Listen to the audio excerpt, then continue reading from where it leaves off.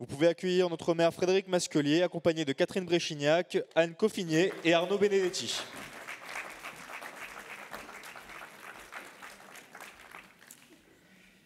Bien, bonjour à tous. On n'a pas réussi à avoir le soleil aujourd'hui, donc comme il pleut fort, donc vous êtes prisonniers au moins pendant la durée d'une heure, mais ce ne sera pas compliqué de rester tant cette conférence va évidemment être intéressante. Mon cher Arnaud, pour la revue parlementaire, je vous remercie encore d'être parmi nous, d'être un partenaire fidèle.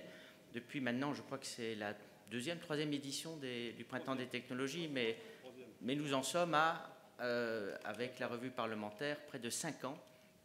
On va bientôt arriver à l'âge de raison. Donc, ce soir, je vais vous faire un peu le panorama de ces 2 jours de conférences qui ont déjà débuté. On va beaucoup parler d'intelligence, l'intelligence artificielle et puis l'intelligence humaine, bien entendu, dans la mesure où encore aujourd'hui, on n'a pas l'un sans l'autre. L'éducation, l'école et les algorithmes, c'est un sujet important, fondamental. Alors, je vais faire attention de parler d'éducation parce que la dernière fois, celui qui en a parlé, c'était Nicolas Sarkozy. Et ça m'a valu près de 400 messages d'injures sur mon compte Facebook. Donc, c'est un thème sur lequel je vais apprendre à être extrêmement prudent. Mais il est établi, bien entendu, qu'avec l'intelligence artificielle, c'est la façon d'enseigner aussi qui se trouve totalement bouleversée. On était sur des modèles aussi traditionnels, un peu comme la bureaucratie héritée du 19e siècle. C'est l'écolier sur son pupitre dans des classes très nombreuses et le maître qui enseigne devant son tableau noir, un peu comme on était à l'usine ou un peu comme à l'armée. Donc c'est vrai que c'est un modèle assez classique avec des cours ex cathedra. Moi-même à l'université, c'était pourtant pas il y a si longtemps, enfin une trentaine d'années quand même. Je me rappelle, il fallait avoir un muscle de la main droite quand on écrivait effectivement des kilomètres et des kilomètres de pages en écoutant un enseignant. Je crois que tout ceci est évidemment fini, c'est dépassé. On a des jeunes qui manipulent particulièrement bien aussi les réseaux sociaux. On trouve l'information extrêmement facilement. Alors, il faut la trouver intelligemment, il faut s'en servir, parce que s'il s'agit de faire ses devoirs par ChatGPT, ça ne sert à rien. Mais donc, on en parlait ce midi, il faut apprendre à comprendre. C'est une nouvelle façon d'aborder les choses, avec un apprentissage aussi qui peut faire à distance. Pour ma part, j'avais été très impressionné par l'ouvrage de Rifkin il y a quelques années sur le coût marginal zéro, où il expliquait comment l'enseignement universitaire allait être totalement bouleversé, c'est-à-dire que chaque personne peut avoir un apprentissage donné par un professeur d'Harvard, de Stanford, de Yale, de Saclay, à distance. Et donc, vous pouvez avoir les meilleurs enseignements à distance. C'est ce qui fait aussi que vous n'êtes pas obligé de construire d'immenses universités qui coûtent cher, aussi avec des modes de fonctionnement. Et tout ça, c'est très intéressant. Et très modestement, ici à Saint-Raphaël, on a un campus connecté qui est intéressant et qui permet à une trentaine de jeunes de suivre des enseignements universitaires, alors qu'on n'a pas d'université ici à Saint-Raphaël, à distance. Donc on s'aperçoit que dans des villes comme les nôtres, on bénéficie aussi du numérique et de cet apprentissage à distance. Alors ce soir, on va voir Anne Coffinier et Catherine Bréchignac. Donc vous allez nous éclairer sur la tension entre transmission et technologie. Je crois que c'est le thème du débat. Alors, j'ai quand même posé une question, c'est est-ce que l'intelligence artificielle, parce que les nouvelles technologies d'intelligence artificielle vont bouleverser beaucoup de choses, mais est-ce que la principale difficulté, ça va pas être de surmonter les archaïsmes? Et j'ai posé une question à l'intelligence artificielle, c'est l'IA est-elle un remède pour surmonter l'archaïsme de l'éducation nationale? Je pense que je vais avoir quelques injures. Je suis suivi par un syndicat d'enseignants, donc c'est filmé, donc demain on aura de quoi répondre. Alors j'ai interrogé 3 intelligences artificielles. Alors l'américaine ChatGPT, très pragmatique, qui me répond « Elle ne peut le faire sans une révolution culturelle profonde ». On va dire version anglo-saxonne. Alors Mistral, les Français, on demeure évidemment très optimiste. L'IA a le potentiel de transformer l'éducation nationale en France, souvent perçue comme archaïque par certains. Vous voyez, on demeure très sûr de nos institutions. Et puis j'ai questionné les Chinois, évidemment DeepSeek. Ah ben non, les Chinois, ils sont très pragmatiques parce qu'ils nous donnent les solutions. Sans réforme globale, décentralisation, confiance aux acteurs locaux, budget adapté, l'IA restera un outil sous-utilisé ou cantonné à des expérimentations ponctuelles. Vous voyez, ça c'est la réponse des Chinois. Donc c'est intéressant de pouvoir les comparer. C'est pour ça qu'il y a plusieurs intelligences artificielles aussi. Donc c'est un thème véritablement passionnant et quand on en débat, mais on essaye aussi de voir d'une manière opérative comment à la tête d'une ville ou comment une ville comme Saint-Raphaël peut s'adapter. Et c'est vrai que c'est très globalement absent du débat politique. On n'a pas entendu de grands débats. Si, il faut avoir des géants pour faire face aux GAFAM, mais c'est nos vies quotidiennes pourtant l'intelligence artificielle. J'ai essayé de mesurer à ma très modeste échelle ce que ça me faisait gagner. Et je gagne entre 20 à 25 heures par semaine. C'est énorme. Vous imaginez ?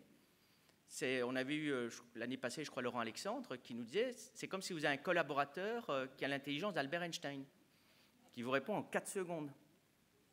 Et il vous fait gagner 20... Non, donc on ne peut pas s'en passer. On ne peut pas s'en passer. Quand vous avez un tel gain de temps et un support d'intelligence, alors ça ne veut pas dire qu'il n'y a pas des limites, et c'est justement pour ça qu'on a souhaité aussi ces types de réunions pour pouvoir en parler. Mais je crois qu'on peut dire quand même que les avantages sont très largement supérieurs à titre individuel que les inconvénients que nous mettons souvent en avant. Alors on va essayer dans nos services municipaux d'avoir des ambassadeurs, parce que là aussi, comment est-ce qu'on le diffuse ? Parce que c'est vrai qu'il y a beaucoup de méfiance. Bon, parfois on a certains qui nous parlent encore de l'ordinateur, comme si c'était une nouveauté, ou d'Internet. Mais comment ça va aussi faciliter votre vie ? Quand on gagne 20 ou 25 heures, si vous gagnez quelques heures, c'est formidable quand même de pouvoir gagner quelques heures, d'avoir un travail plus intelligent, plus intéressant aussi, qui ne soit pas laborieux. Donc on va faire une petite expérience dans nos services aussi, d'avoir nos propres ambassadeurs pour des agents qui vont être mieux formés et qui vont essayer de former les autres agents à ce que chacun puisse utiliser ces outils. Parce qu'on s'aperçoit aussi qu'il y a une espèce de gêne, c'est assez paradoxal, quand vous interrogez les gens. Est-ce que vous utilisez l'intelligence artificielle ? Oh, non, pas vraiment. Et vous avez une espèce de timidité dans l'approche, alors qu'évidemment, ils l'utilisent, parce qu'il faut être hypocrite pour ne pas dire qu'on va l'utiliser si ça facilite votre travail. Et donc, une espèce de paradoxe. Et quand vous interrogez, je crois qu'il y avait une étude pour les entreprises, il n'y a que 48% des salariés qui disent « je l'utilise ». Alors que quand vous discutez parfois, je crois que c'était Luc Ferry qui avait sa belle-fille qui travaillait chez Chanel, elle me dit 90% des courriers sont faits par l'intelligence artificielle. Donc on s'aperçoit que là aussi, selon la police ou les syndicats, on n'a pas tout à fait les mêmes chiffres. Et donc, comment est-ce qu'on peut le mettre au sein d'une collectivité ? Alors, on va parler évidemment du rapport à la liberté aussi pendant ces différentes journées, et c'est intéressant parce que du point de vue de la bureaucratie, est-ce que ça veut dire qu'on aura moins de bureaucratie ? Je ne pense pas, on aura une bureaucratie tout à fait différente. Et la bureaucratie qui est très efficace parce qu'automatisée n'est pas forcément plus supportable par les uns et les autres, justement parce qu'elle est très efficace. Et que l'inefficacité peut parfois faire que vous soyez moins surveillé ou moins contrôlé. C'est la question du radar automatique. C'est comme si vous aviez des radars automatiques partout. Ce n'est pas que vous pouvez être pris de temps en temps, c'est que vous êtes pris tout le temps. Donc, c'est l'amélioration du système. Et donc, ça aussi, c'est un élément du débat qui est très intéressant. Donc, on va avoir un programme très costaud au cours de ces prochaines journées. On parlera demain de la sécurité numérique avec Thibault de Montbrial, l'intelligence et les cybermenaces. Et là aussi, c'est passionnant. Je crois que hier, vous avez eu une panne électrique à l'aéroport de Londres. Et on s'aperçoit que ça paralyse ou ça a des incidences directement sur le transport aérien dans le monde entier. Et le scénario, effectivement, à l'égard d'une banque, qu'est-ce qui se passerait si on est dans un scénario catastrophe où on inverse les comptes ? Est-ce qu'on peut le faire ? Est-ce qu'on ne peut pas le faire ? On efface vos comptes, on efface vos données. Donc on peut augurer demain des scénarios qui soient tout à fait catastrophiques et beaucoup plus qu'une bombe, si on prend les incidences sur la société. L'exploration spatiale, on l'a un peu évoqué, donc sur toutes les projections, et puis la souveraineté numérique, et c'est bien qu'on l'ait aujourd'hui dans le débat public, effectivement, parce que si nos données sont à Shenzhen ou à San Francisco, ça pose un véritable problème, et la souveraineté doit aussi passer sur une réflexion sur l'ensemble des composants, sur la question des matières premières aussi, qui permettent d'être souverain. Ce n'est pas que la propriété intellectuelle qui fait qu'on peut être souverain dans ces domaines. Et puis la technologie, oui, mais pour qui, pourquoi et à quel prix, ça je crois que c'est aussi une question, et la question du rapport au travail qui est absolument fondamentale, parce qu'on peut travailler moins, mais travailler moins pour faire quoi? Et puis aujourd'hui, le travail, c'est ce qui permet de progresser aussi. Dans la vie, c'est la récompense du travail, si on a le salaire ou la rémunération, autre que si on n'a pas de capital. Et une des promesses républicaines, c'est quand même, à travers l'école, de pouvoir progresser par le travail. Mais si par le travail, ça ne paye plus, parce que votre travail n'a plus de valeur ajoutée, parce que l'intelligence artificielle va le faire, comment est-ce qu'on progresse dans une société? Sachant qu'une société de loisirs, il faut bien la financer par les uns ou par les autres. Donc vous voyez, c'est quand même énormément de questions passionnantes, d'ailleurs, sur l'avenir de notre société, et pas dans 50 ans, dans les années à venir. Et puis la question de la liberté, qu'on abordera aussi au cours de ces journées, où là, on a toujours notre paradoxe, parce qu'on a de l'efficacité. La reconnaissance faciale, c'est, par exemple, hyper efficace. On peut être hyper efficace en matière de surveillance. Vous mettez une puce sur un individu, vous savez où il est, quand il est. Et je pense qu'on réduirait la délinquance si on mettait des puces. Ce n'est pas un souhait, je tiens à le préciser, mais c'est juste pour indiquer que la technologie permettrait de pouvoir contrôler ou surveiller chacun des individus dans une société et de réduire la sécurité. Alors on peut se dire, mais ça risque jamais d'arriver. Sauf que si on regarde un peu des évolutions, je pense que pendant le Covid, ça a été pas mal quand même, tout ce qu'on a pu accepter. Donc on le voit lorsque vous avez un risque. On est quand même dans une société d'hyper-précaution qui veut plus de risques. Et imaginons, vous avez un drame, un attentat dans des écoles ou ce qui nous est plus cher, nos enfants ou nos petits-enfants. Quelles seraient nos réactions? Qu'est-ce qu'on accepte en termes de restriction de liberté? On accepte beaucoup en termes de restriction de liberté. Et là, la technologie offre des solutions. Donc c'est également une véritable interrogation qu'on doit avoir. Donc on va vivre 2 journées avec des questions tout à fait passionnantes, et on terminera demain avec un débat, puisqu'on parle de liberté. La soirée sera consacrée au rappel, à la défense de Boualem-Sansal, qui est membre de la revue parlementaire aussi, qui est venu 2 fois à Saint-Raphaël. Et il faut quand même rappeler que penser librement n'est pas un crime. Donc on va être accompagné pour une belle soirée. Je crois qu'il s'agit tout simplement d'une question de dignité pour un écrivain français qui est en plus malade, et qui finalement n'a simplement émis qu'une opinion sur les frontières d'un pays. Et on constate que, même à être un peu provocant, mais même des opposants russes ont eu droit à des procès qui étaient plus construits que celui qu'il a eu, puisque ça a été liquidé en une demi-heure ou en une demi-journée. Donc sans avocat, donc même M. Navalny a été mieux défendu. Donc c'est un véritable scandale. Et c'est la raison pour laquelle, et je sais que c'est votre combat à la revue parlementaire aussi, c'est depuis le début de ne pas le laisser tomber. Il y a une action diplomatique à avoir, puissante, et je crois que nous nous honorons aussi dans le cadre des grands principes français à être là, et de manière extrêmement forte. Donc vous voyez, le printemps des technologies, ce n'est pas simplement un salon d'idées, c'est un véritable appel à la réflexion. On aura des cris d'espérance, des cris d'alarme, et ce que nous souhaitons, c'est évidemment pouvoir échanger entre esprits libres, pour avoir des citoyens éclairés, donc à travers l'éducation, la science, la technologie, parce que je sais que vous y êtes très attachés à cette distinction entre la science et la technologie, tout ça pour avoir la liberté de dire, de penser et d'inventer. Merci beaucoup.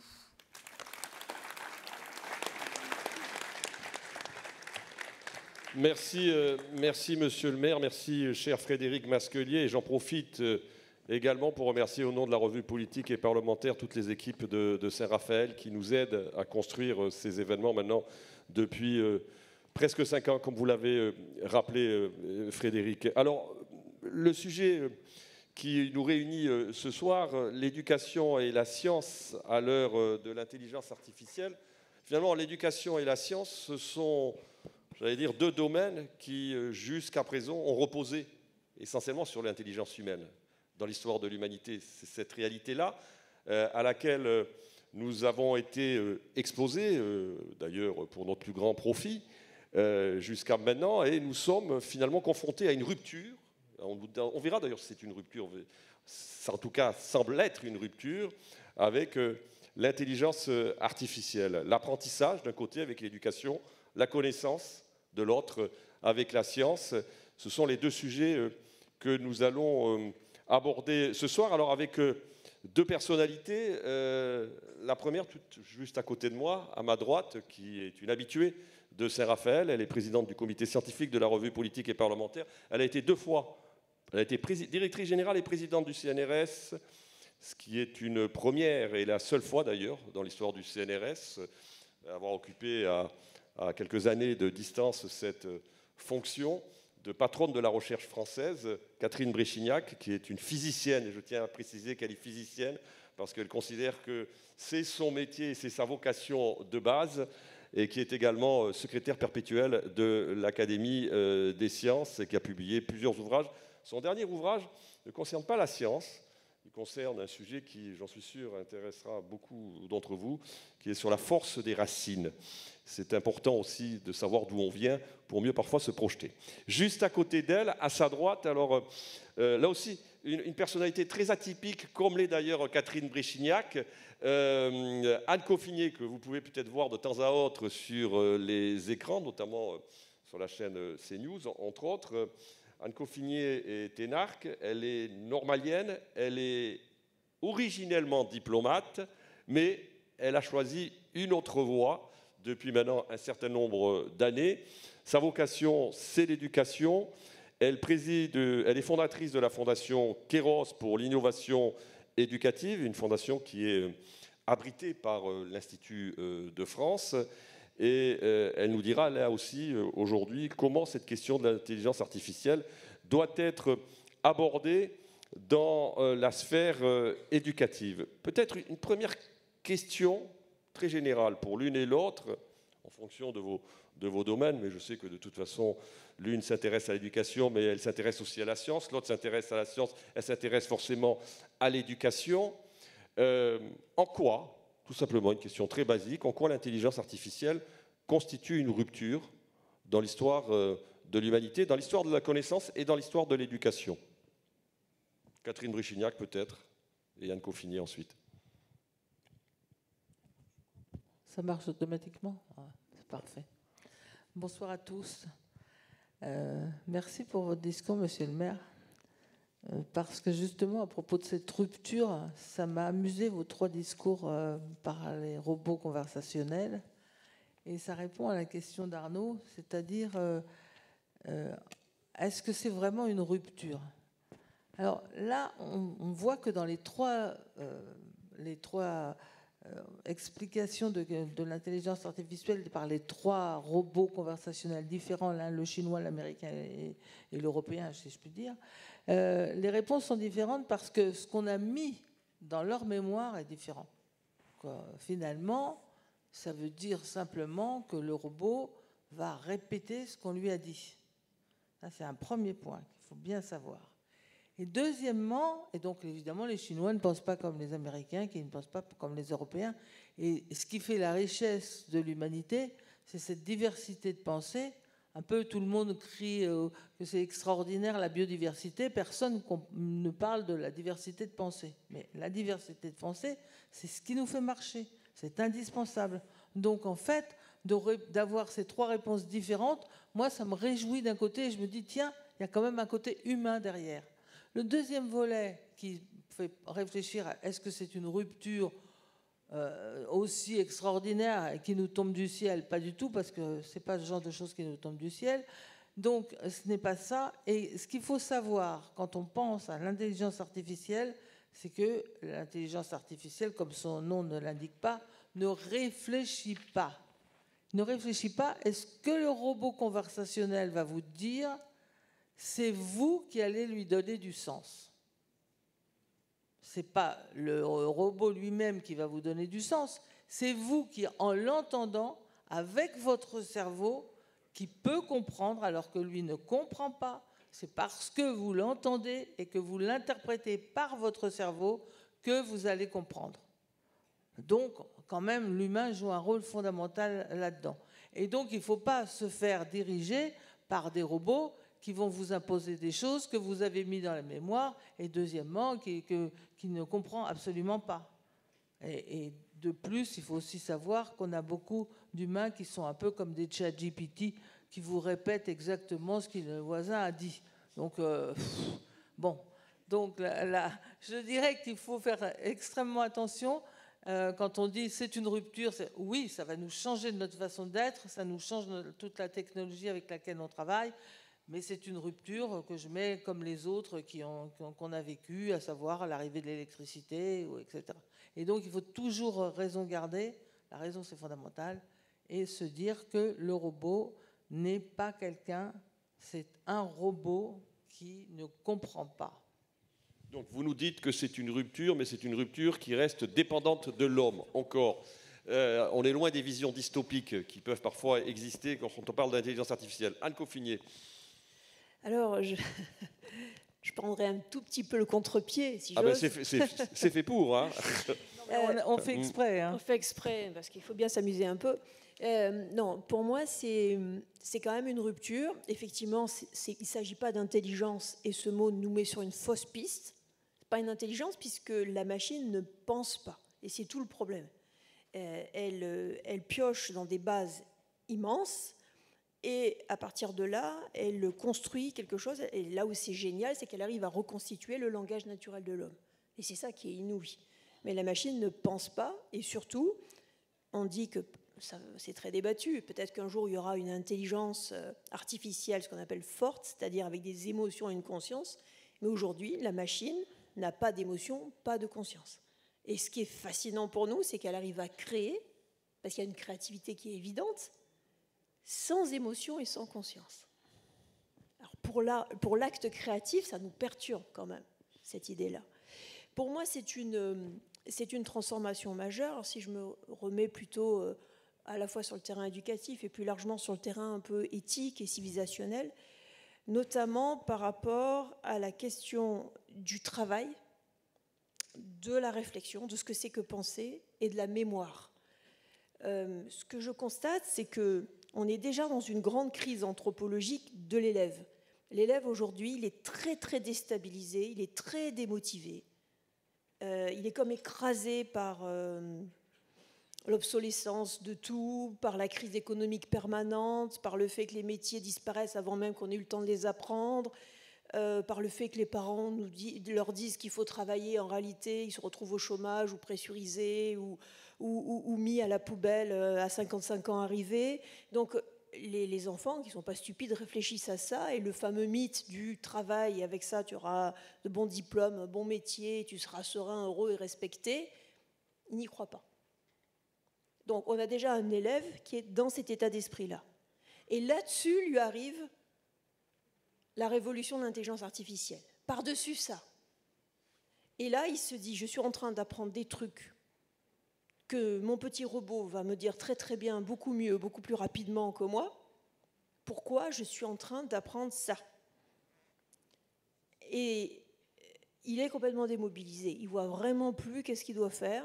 La notion même d'honnêteté dans l'apprentissage, il faut savoir, par exemple, c'est un sujet un petit peu délicat, mais la triche, c'est généralisé dans le système d'apprentissage dès le secondaire et le supérieur. C'est généralisé.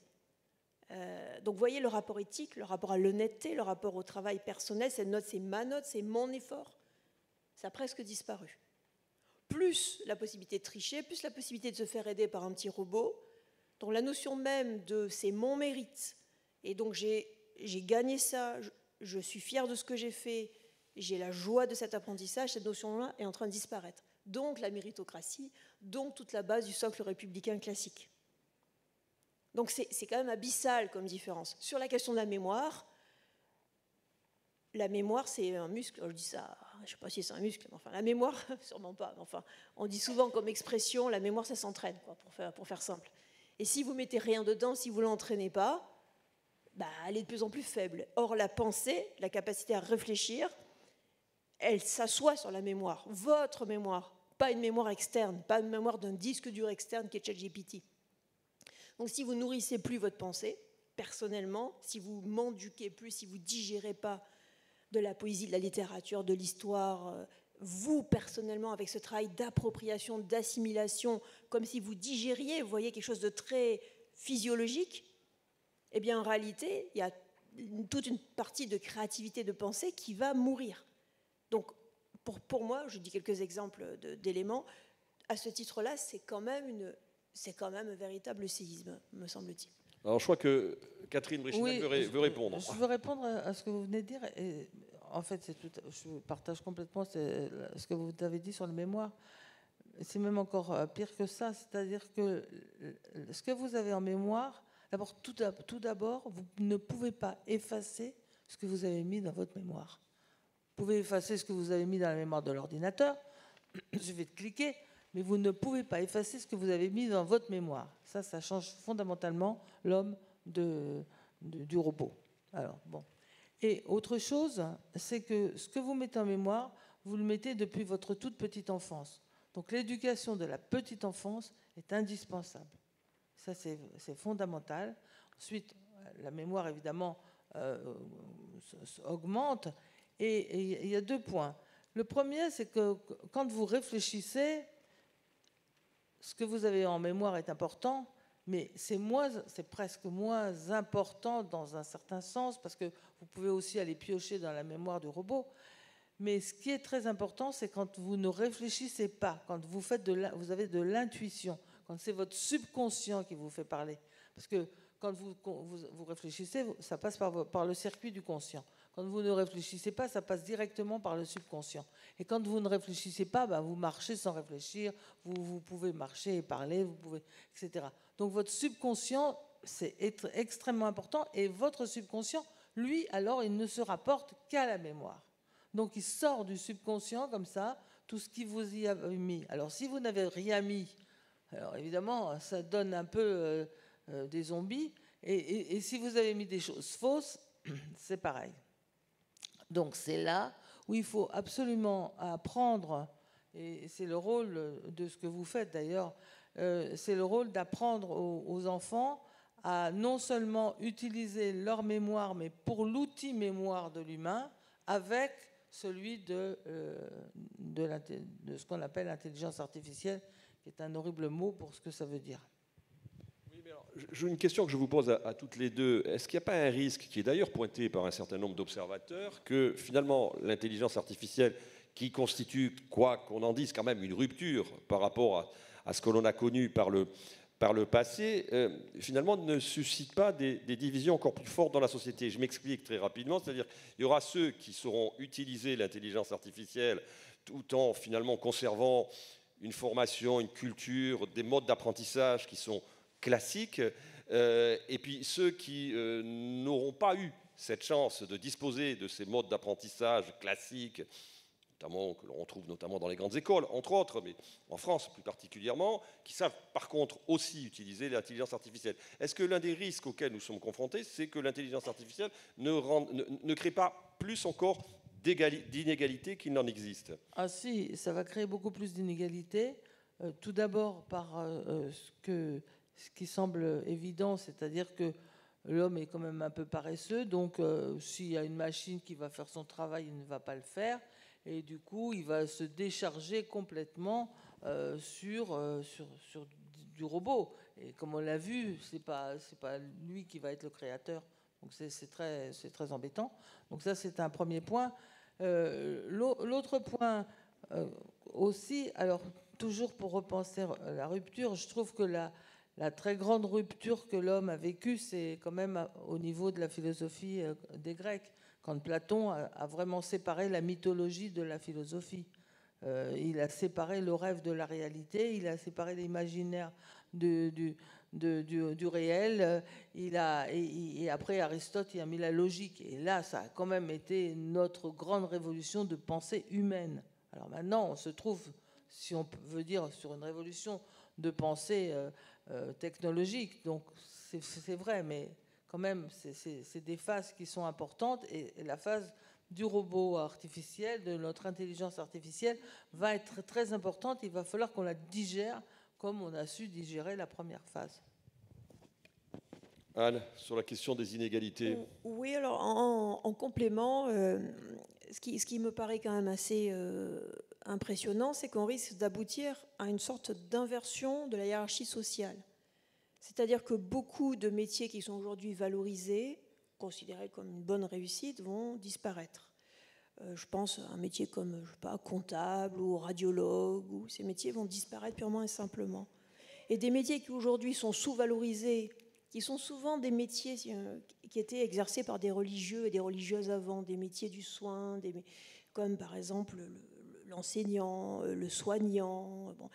En fait, les métiers qui associent la main, le cœur et la tête, ces métiers-là, ces métiers qui vont être indispensables, qui ne seront pas remplacés du tout par l'intelligence artificielle.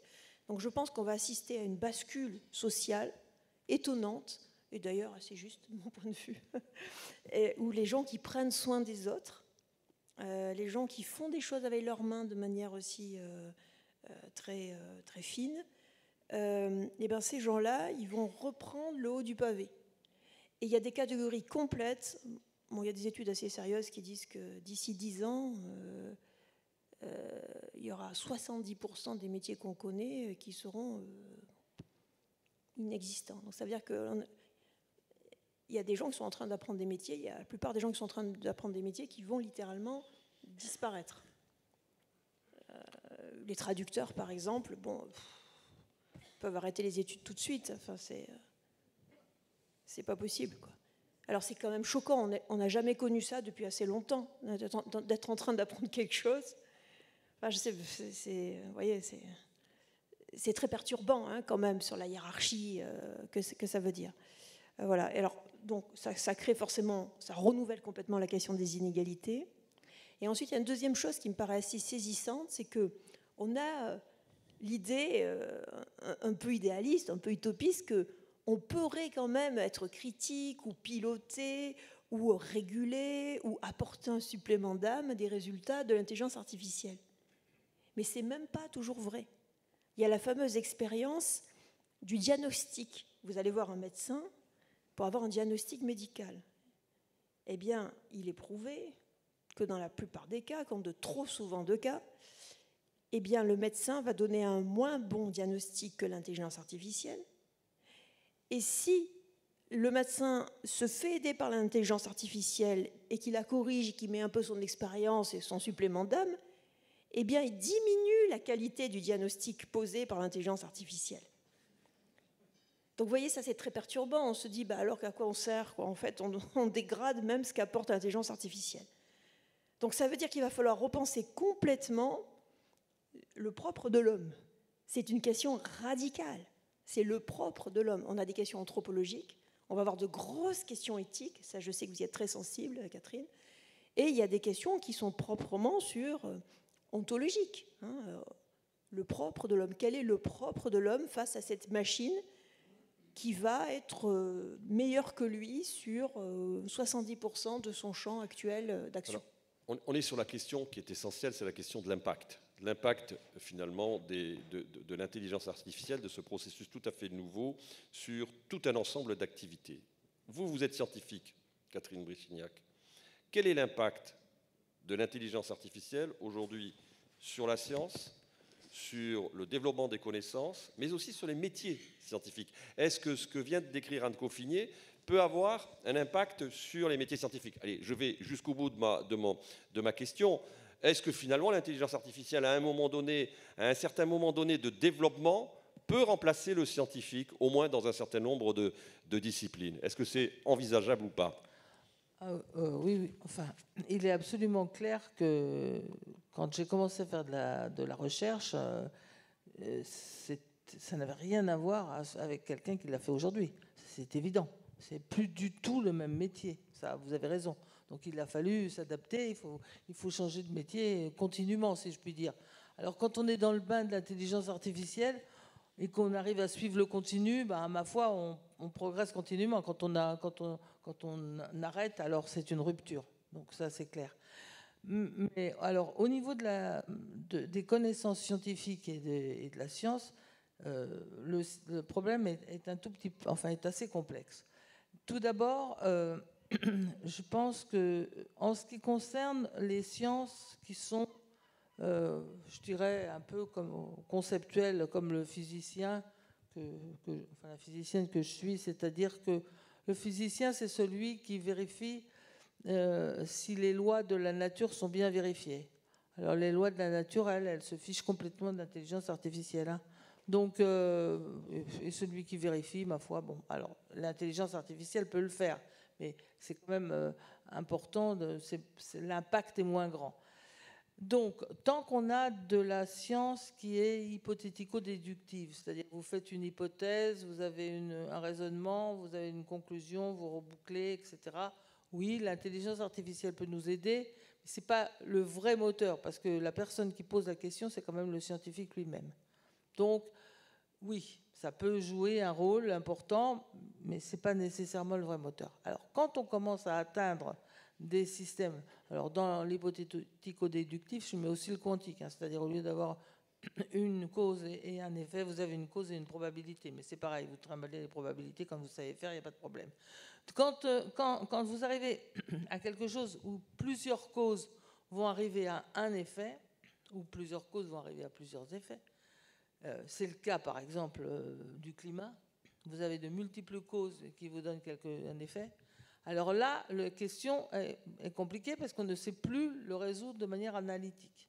Donc là, on va commencer déjà à utiliser l'intelligence artificielle parce que ça va nous donner une possibilité de faire des tas de combinatoires. Et puis quand vous avez une science complexe, alors ça c'est qui va vous permettre, enfin c'est encore plus complexe si je puis dire, parce que plusieurs causes un effet c'est déjà complexité, qui n'est pas compliqué, hein, il y a une différence entre les deux termes. Et quand vous avez alors après une science qui s'occupe de statistiques, parce que vous avez des tas de données, des tas de mesures, là ça peut être complètement remplacé par l'intelligence artificielle parce qu'on ne sait pas faire. Ce qu'on sait faire, c'est qu'on sait mesurer et faire des statistiques, mais là, l'IA va aller beaucoup plus vite que nous, à la fois pour la mesure et pour la statistique. Donc là, elle va remplacer alors complètement cette catégorie de chercheurs. Donc il faut bien voir que ça va dépendre un peu je dirais, de la conceptualisation de ce que vous posez comme question. Alors pour vous donner un exemple concret, l'IA va révolutionner, si on parle de révolution, parce que vous aimez ce mot-là, alors je vais l'utiliser, bien que je ne sois pas révolutionnaire, la chimie. La chimie d'aujourd'hui va être complètement changée par l'intelligence artificielle. Si vous regardez, autrefois c'était artisanal, je compare ça à quelqu'un qui est un artisan d'un côté et puis de l'autre côté l'industrialisation. L'artisan, lui, il essaye, il fait quelque chose, il va lentement et il essaye de comprendre au fur et à mesure. Mais là, l'intelligence artificielle sur la chimie va jouer tout à fait autrement. Elle va faire justement, elle va faire de la combinatoire. C'est-à-dire, on va essayer tous les atomes les uns avec les autres, on va essayer de les compiler et de voir ce que ça va donner et quelles sont les nouvelles molécules que ça va donner. Et ça va être pareil pour les médicaments. Quand on va pour la chimie du médicament, c'est pareil. Donc on va avoir une nouvelle chimie qui va se faire beaucoup plus rapidement et qui va arriver à nous faire sortir. C'est-à-dire que ça va révolutionner l'industrie pharmaceutique, si je comprends bien. Oui, c'est pas que pharmaceutique.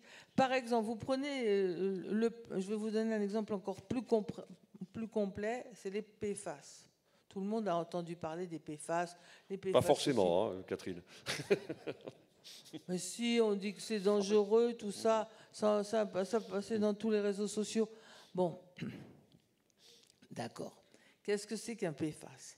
PFAS, c'est une chaîne carbonée. Vous avez des chaînes carbonées et vous avez c'est CH. Par exemple, le propane, le butane, c'est des chaînes carbonées avec du C, du carbone, comme votre ADN. Toutes les chaînes sont carbonées. Et puis, vous avez de l'hydrogène. On remplace l'hydrogène par le fluor. Et à partir des années 70, on a créé ces molécules qui n'existaient pas sur Terre avant. Parce qu'il fallait passer des barrières d'activation chimique qui étaient gigantesques. Et on les a trouvées un peu par hasard. Ça, c'est le genre de choses qu'on va trouver instantanément avec la combinatoire. C'est évident. Et donc, ensuite, ce qu'il faut faire, c'est ne pas continuer à faire ce qu'on fait.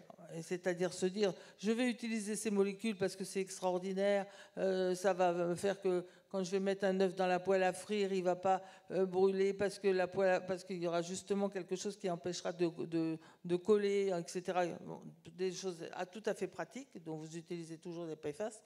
Et bien là, vous allez vous dire, ah oui, mais est-ce que finalement, quelle est la toxicité de cette chose, comment le recycler, etc. Donc, je pense que non seulement ça nous permettra d'aller plus vite pour trouver des nouvelles molécules, mais ça nous permettra d'aller plus vite aussi pour penser à les recycler et à les utiliser pour autre chose.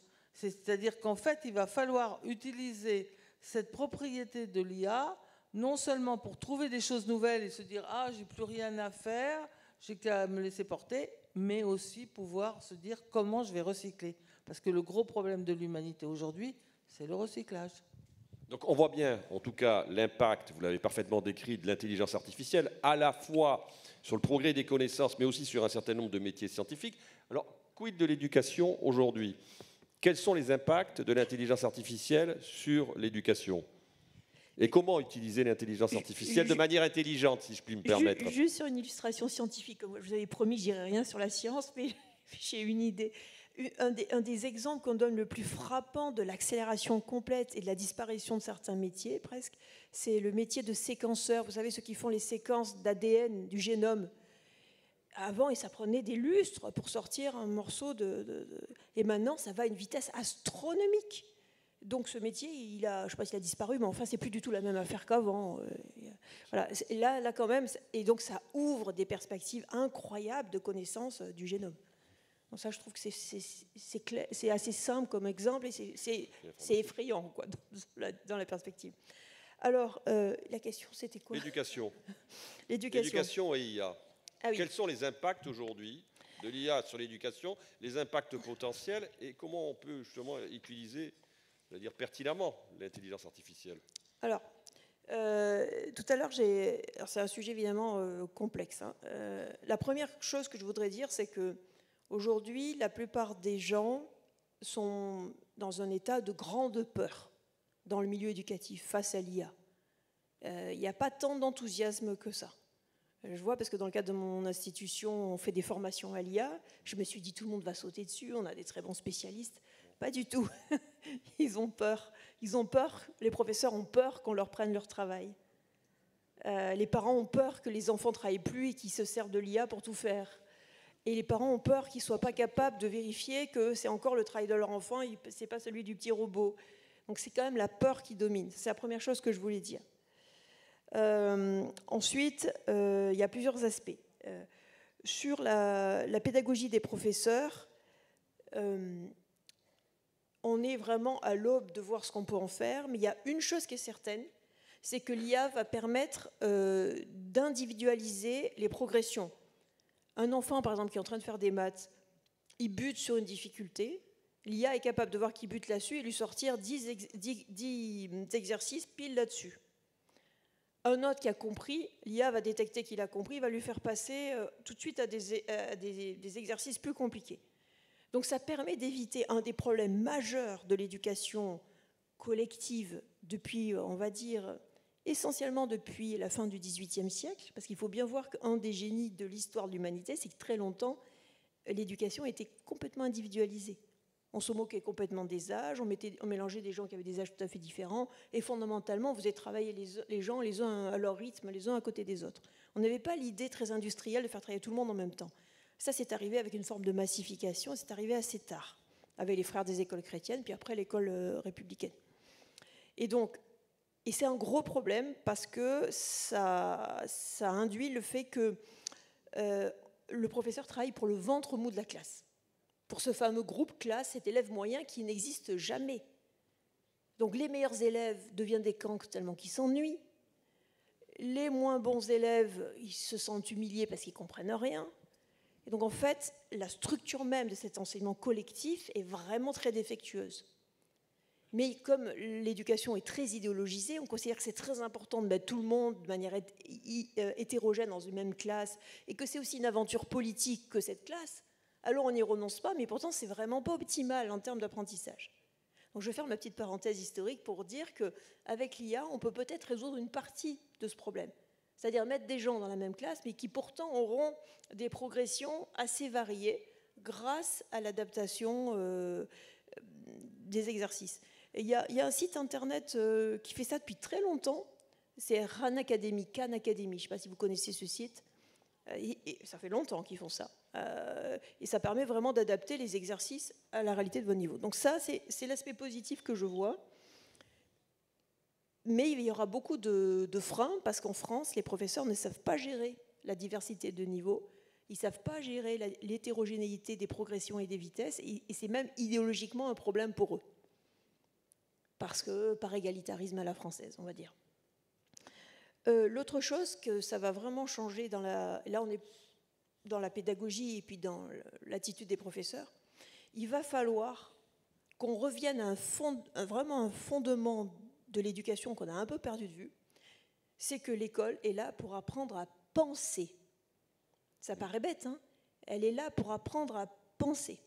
Et notamment ce qu'on appelle le critical thinking, la capacité critique. Et là, on parle des débats, on parle de choses comme ça, mais honnêtement, on travaille très peu la capacité à penser. Et de manière connexe, il va falloir qu'on revienne très sérieusement à une grande attention à la langue. Par exemple, la langue française. J'ai envie de dire n'importe quelle langue, mais en tout cas au moins une langue. À la limite, ça sera moins grave qu'avant de parler qu'une seule langue. Ça sera plus important de parler parfaitement une langue que de parler plusieurs langues assez mal. Et ça, je trouve que ça change aussi la donne. Parce que maintenant, il y a des traducteurs qui font ça très très bien. Mais par contre, si vous n'êtes pas capable d'avoir une infinie précision grammaticale, syntaxique, sémantique, eh bien, c'est déjà le cas en mathématiques, si on n'est pas bon en français, dans la précision du vocabulaire et de l'expression, déjà c'est mal parti. Mais on ne peut pas prompter correctement. Prompter, c'est les consignes que vous donnez à l'intelligence artificielle. Et donc, on va revenir à des fondamentaux, au lieu de vouloir être un petit peu sur toutes les matières. Vous savez, on disait les matières d'éveil, alors il faut faire un peu de science, un peu de ci, un peu de là, mais pas trop. À la française, vous savez, on met tout dans l'école, on met tellement tout dans l'école qu'on ne sait plus lire et écrire. Donc là, on va être obligé de revenir à une réalité qui est apprendre à penser et avoir une maîtrise extrême, en particulier de la grammaire, encore plus que l'orthographe et le reste, donc de la maîtrise vraiment de la langue française. Et ça, c'est peut-être aussi une certaine chance de remettre un petit peu l'église au milieu du village en matière d'éducation. Donc c'est une chance pour la diversité linguistique, si je vais jusqu'au bout de votre raisonnement. Peut-être, Catherine, une réaction par rapport à ce que vient de dire Anne Coffinier, et on passe ensuite aux questions de la salle, si vous voulez bien. Alors, je suis d'accord avec vous sur ce point de la langue française, et surtout la recherche des mots et du sens des mots, et la syntaxe. Parce qu'aujourd'hui, avec... c'est un peu l'envers de la médaille. C'est-à-dire que quand on envoie des messages par SMS ou autre, on met des emojis, on écrit n'importe comment, on met une syntaxe qui n'en est pas, etc. Et les gens se comprennent quand même. Il faut voir que quand même, on a complètement perturbé notre manière de penser et de parler avec la rapidité avec laquelle on peut le faire. Et puis le deuxième volet, c'est que je crois qu'apprendre une langue, sa langue maternelle, est indispensable. D'ailleurs, c'est indispensable pour tout. Dans un métier, c'est important aussi de savoir quelque chose à fond, même si ensuite on ne l'utilise pas. Mais c'est aussi bien d'avoir une autre langue, parce que sinon, on va rester complètement en cluster de... Quand on parle à quelqu'un avec une autre langue et qu'on a dans l'oreille la traduction, c'est très bien. Mais on n'a pas l'intimité, même si on la comprend moins bien, de parler la langue de l'autre. Et donc, on perd un peu ce côté humain parce qu'on a un médiateur qui est justement le traducteur. Donc, voilà. Donc, je crois qu'il faut aussi garder la possibilité d'avoir plusieurs langues. De plus, il y a des choses intraduisibles. Les intraduisibles sont des choses très, très intéressantes. Vous avez des mots que vous ne pouvez pas traduire vraiment. Et d'ailleurs, c'est ce qui s'est passé avec l'histoire de l'intelligence artificielle.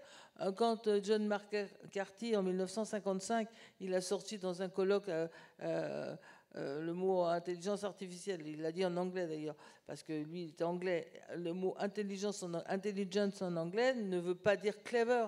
Ils ont deux mots. Et nous, bêtement, on n'en a qu'un. Alors, on a tout traduit par ça, ce qui nous a donné, pour nous, une vision de l'intelligence artificielle qui n'est pas la même que celle des Anglais.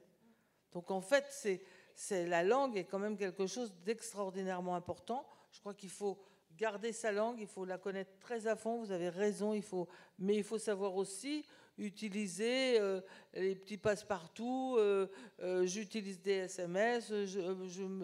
Alors le verbe, quelque chose qui m'a toujours amusé, c'est le verbe ghoster, de ghost, qui veut dire fantôme. Et puis maintenant, on vous dit j'ai ghosté celui-ci, etc. On l'a traduit, enfin, pour nous, en verbe du premier groupe, et on le conjugue, et voilà, et on ghoste son copain parce qu'on n'a plus envie de le voir, alors on ne veut plus lui répondre. Et quand son nom s'affiche sur le téléphone, on ne répond pas. Donc, il y a aussi tout ce mélange qui se fait grâce ou à cause de ou comment. Mais il va falloir faire... Voilà, ça c'est ce que je voulais dire. Juste un mot qui n'a rien à voir avec ça. Je pense qu'il ne faut pas laisser l'intelligence artificielle entre les mains de dirigeants qui ne savent pas ce que c'est. Sage précepte. Alors, on va passer aux questions. Oui, là-bas, vous avez le micro qui se rapproche de vous. Monsieur, allez-y. Bonjour madame, bonjour mesdames, bonjour messieurs. Je suis un médecin à la retraite, une retraite active, et je viens de lire dans le concours médical de janvier. Ce qui m'a beaucoup intéressé, c'est les chatbots médicaux ou l'intelligence artificielle, mais pour les médecins. Alors, comment les choses se passent, c'est qu'actuellement, il faut en fait 2 appareils complètement séparés parce que ça bouffe tellement d'énergie, une intelligence artificielle, que pour l'instant, on ne peut pas le brancher directement sur un ordinateur parce qu'il n'y a pas assez de courant. Alors, tout se passe par le micro. On fait la consultation de la personne, tout est répertorié, et à la fin, le compte-rendu est un compte-rendu audio. À vous, essentiellement, de le corriger et après, de demander à la machine de vous donner le plan thérapeutique et surtout, les dernières informations et les derniers ajustements thérapeutiques. Et ça coûte combien ce logiciel? 80 € par mois. Et je vous donne le nom du logiciel que nous connaissons tous, c'est Doctolib. Et au fond, je suis là dans l'expectative. Mon rêve à moi, c'est de tout de suite utiliser ce genre de médication, vous allez loin là. D'intelligence artificielle, parce que l'intelligence artificielle a en plus les mises à jour des dernières conférences, alors que nous, en tant que médecins, j'ai beau avoir bonne mémoire, on ne peut pas avoir tout le Vidal dans la tête. Non. Merci pour ce complément. C'est plus un complément qu'une question. Madame, je crois qu'il y a une question ici. Pardon, juste un complément au complément. Oui, une des différences importantes, si j'ai bien compris, entre les intelligences artificielles généralistes et les intelligences artificielles spécifiques, comme celle que vous dites, c'est que Les intelligences artificielles généralistes, elles fonctionnent sur une base de données énorme et pas mise à jour, justement, parce que ce n'est pas possible de mettre à jour en permanence. Alors que les intelligences artificielles spécialisées, qu'on appelle small, parce qu'elles sont beaucoup plus limitées, elles reposent sur des bases de données très spécifiques, très identifiées et parfaitement mises à jour. Elles sont beaucoup moins énergivores d'ailleurs que les grosses. Donc pour l'instant, on n'arrive pas à faire les deux choses à la fois. Et quand vous interrogez Gemini ou qui vous voulez, il est en général pas très au fait de ce qui s'est passé récemment. Si quelqu'un, je l'avais fait pour Boilem Sansal, pour voir comment il se débrouillait, il n'était pas conscient qu'il était en prison. Ah. Alors je l'ai engueulé, j'ai dit mais enfin, il me dit oh je présente mes excuses, etc. Bref, tout ça pour dire qu'il a un problème avec l'intégration des dernières infos.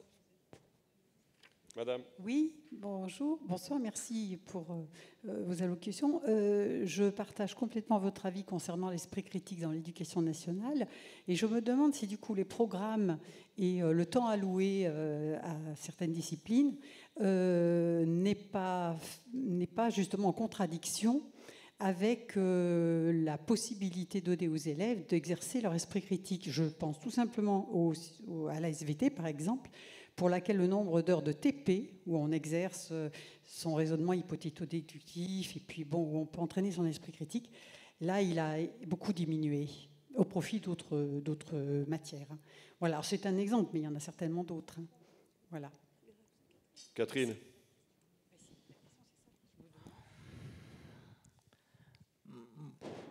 Moi, je suis perplexe devant le gloubi-boulga actuel, c'est-à-dire où vous apprenez un peu de tout.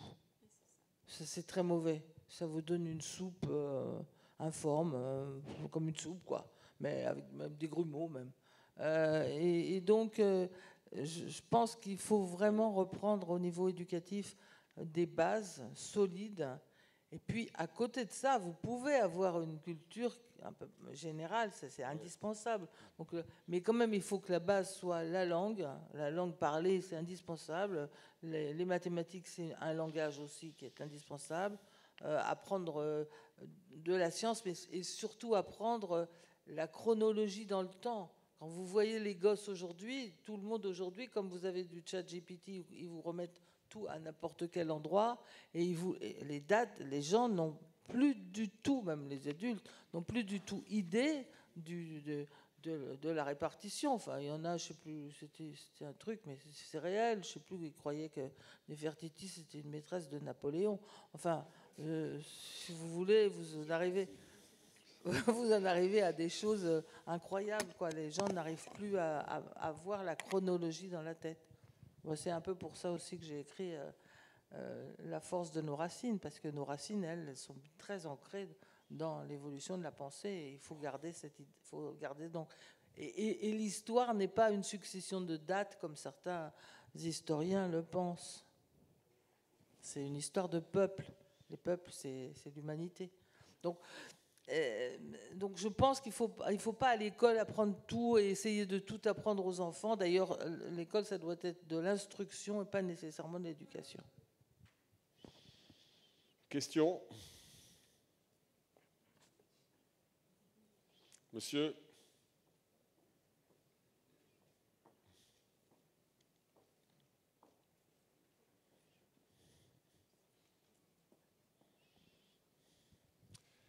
Bonjour. Il se trouve que j'ai un jeune adolescent qui est en terminale, et donc je voulais vous partager un peu son expérience. Il utilise énormément l'intelligence artificielle, effectivement, et le danger que vous avez souligné sur la mémoire, il me paraît capital. En fait, on lutte en permanence avec lui justement pour l'obliger à penser et à produire par lui-même, et finalement, je me rends compte qu'ils commencent à avoir peur de créer par lui-même. Donc, je pense que le risque, il est vraiment devant nous. Et voilà, je voulais juste partager ça pour vous dire qu'il y a vraiment besoin, à mon avis, au niveau de l'éducation française, de l'éducation nationale, de remettre à plat complètement le système pour les pousser à utiliser l'outil pour ce qu'il est, mais à pas complètement laisser tomber la réflexion individuelle. J'aimerais bien rebondir là-dessus.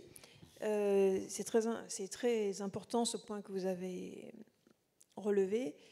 Ça me fait penser à un élément que je voulais aborder, c'est la question de la dépendance. Aujourd'hui, on est en train de développer une dépendance à ces outils. Et les enfants encore plus. Parce que nous avons vécu sans avant, mais eux, ils vont être, comme on disait, digital native, ils vont devenir aussi ChatGPT native. Bon. Et je crois que c'est important de leur donner le goût d'une sorte d'approche spartiate des choses. Vous savez, beaucoup de jeunes sont sportifs, sont intéressés par exemple par la course, le trail, des sports. Vous faites du sport extrême avec 3 fois rien, votre corps, votre volonté.